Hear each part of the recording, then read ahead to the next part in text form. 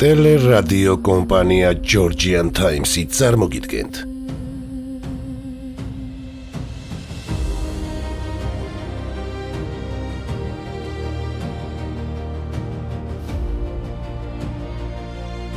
სოფლიო ისტორიის გაკვეთილები. ფილიპე მეორე მაკედონელი. ისტორია ხშირად დიდებულთა ჩრდილში ტოვებს იმ ადამიანებს, რომელთა გარეშე მსოფლიო იმპერიები ვერასდროს შეიქმნებოდა. როდესაც ალექსანდრე მაკედონელის ეპოქალურ ლაშქრობაზე ვსაუბრობთ, ხშირად გვავიწყდება ადამიანი, რომელმაც საფუძველი ჩაუყარა ამ წარმატებას. შექმნა უძლეველი არმია და დაქსაქსული საბერძნეთი ერთიანი ძალის ქვეშ გააერთიანა. ეს კაცი ფილიპე მეორე მაკედონელი იყო. მისი ცხოვრება არის მაგალითი იმისა, თუ როგორ შეიძლება პოლიტიკური ალღოს, სამხედრო ნიჭისა და დაუნდობელი ნებისყოფის წყალობით პატარა და სუსტი სამეფო მსოფლიო დომინანტად აქციო. მანამ, სანამ ფილიპეს უშუალო მიღწევებს განვიხილავთ, უნდა მიმოვიხილოთ ის რთული გარემო, რომელშიც მას მოუწია მოქმედება. ბალკანეთის ნახევარკუნძული ძველი წელთაღრიცხვის მეოთხე საუკუნეში ერთმანეთთან დაპირისპირებული ქალაქ-სახელმწიფოების პოლისების რთულ სისტემას წარმოადგენდა.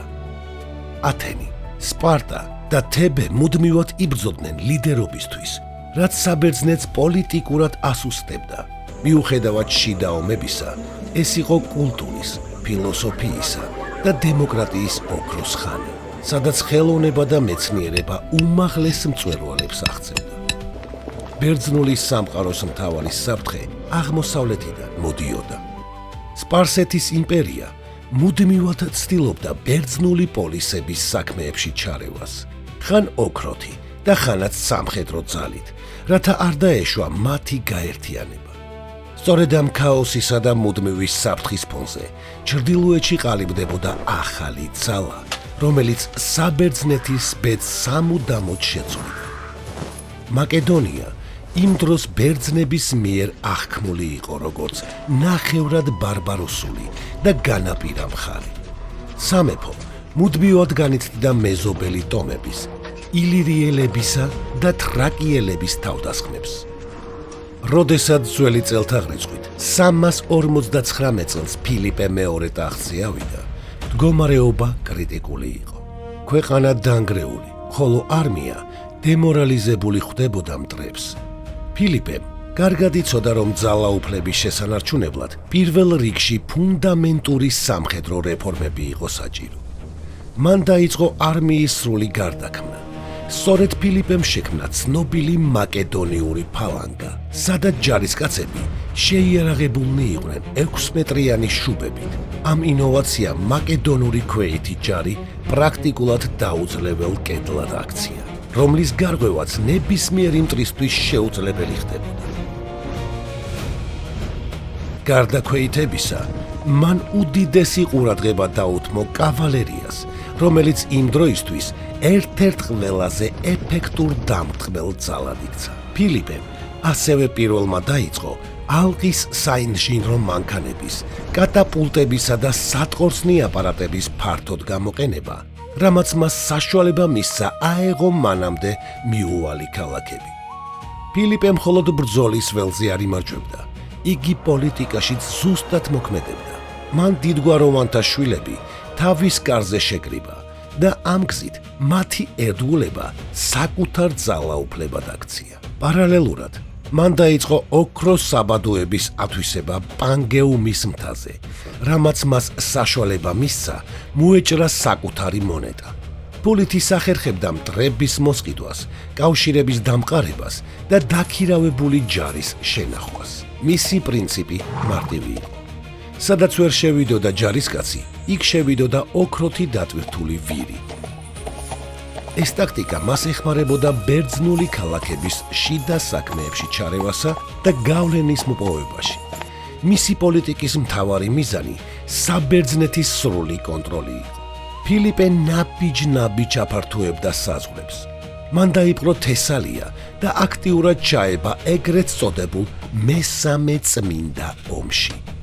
ათენში მისი მთავარი მოწინააღმდეგე იყო ორატორი დემოსთენე, რომელიც თავისი მხურვალე სიტყვებით მოუწოდებდა ბერძნებს მაკედონური საფრთხის წინააღმდეგ.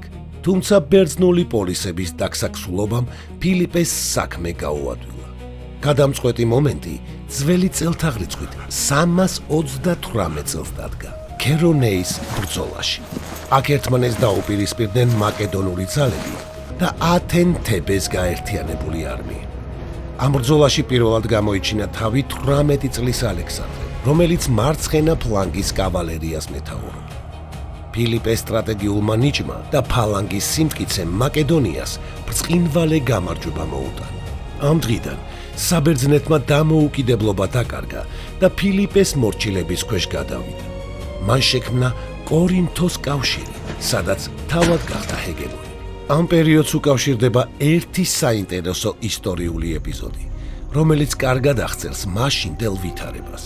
როდესაც ფილიპე სპარტის საზღვრებს მიადგა, მან სპარტანელებს მუქარის წერილი გაუგზავნა. გირჩევთ, დამნებდეთ, რადგან თუ ჩემი ჯარი თქვენს მიწაზე შემოვა, გავანადგურებ თქვენს ბაღებს, დავხოცავ ხალხს და ავაოხრებ ქალაქს. სპარტანელებმა, რომლებიც ცნობილნი იყვნენ თავისი ლაკონური, ანუ მოკლე და მკაფიო პასუხებით, მეფეს მხოლოდ ერთი სიტყვა მისწერეს: თუ. ეს პასუხი ასახავდა სპარტანელთა სიმტკიცესა და დაუმორჩილებლობას. თუმცა იმ დროისთვის სპარტა უკვე დასუსტებული იყო, რის გამოც ფილიპემ იგი უყურადღებოდ დატოვა. მიუხედავად იმისა, რომ სპარტა კორინთოს კავშირს არ შეუერთდა და ფორმალურად დამოუკიდებელი დარჩა, რეალურ პოლიტიკურ პროცესებზე გავლენა აღარ ჰქონდა. ფილიპეს დიდი გეგმა ჰქონდა. მას სურდა საბერძნეთის გაერთიანებული ძალებით იერიში სპარსეთის იმპერიაზე მიეტანა. ეს იქნებოდა შურისძიება იმ ნგრევისთვის, რაც სპარსელებმა წლების წინ ბერძნებს მიაყენეს. ის უკვე ამზადებდა დიდ ლაშქრობას და მცირე ძალები აზიაშიც კი გადასხა, თუმცა მის გეგმებს მოულოდნელი დასასრული გამოუჩნდა. ძველი წელთაღრიცხვით 326 წელს ქალაქ ეგეში, საკუთარი ქალიშვილის ქორწილში, ფილიპე მეორე პირადმა მცველმა მოკლა. მისი სიკვდილი დღემდე ბურუსითაა მოცული და არსებობს ვერსიები, რომ ამაში მისი ცოლი ოლიმპიადა ან თავად სპარსელები იყვნენ გარეული. მიუხედავად ასეთი ტრაგიკული აღსასრულისა, ფილიპემ დატოვა უმთავრესი მემკვიდრეობა. მან შექმნა საძირკველი, რომელზეც ალექსანდრემ მსოფლიო იმპერია ააგო. მან მაკედონია თიანი და ღარიბი მხარიდან ანტიკური სამყაროს ცენტრად აქცია. მან ასწავლა თავის ხალხს ბრძოლა, დისციპლინა და დიდ სახელმწიფოზე ფიქრი. ფილიპე მეორე არ იყო მხოლოდ მეფე, ის იყო არქიტექტორი იმ ეპოქისა, რომელსაც მოგვიანებით ელინიზმი ეწოდა. მისი რეფორმების გარეშე ალექსანდრე ვერ გახდებოდა ისეთი მმართველი, როგორიც ისტორიამ გვიჩვენა. ტელერადიო კომპანია Georgian Times-ი, დოკუმენტური ფილმების სტუდია. გადაცემაზე მუშაობდნენ დამდგმელი რეჟისორი, პროდიუსერი, იდეის ავტორი მალხაზ გულაშვილი, სცენარის ავტორი, მონტაჟის რეჟისორი, ხმის რეჟისორი მირზა ცხოიძე. გახმოვანება ლაშა მურჯიგნელი.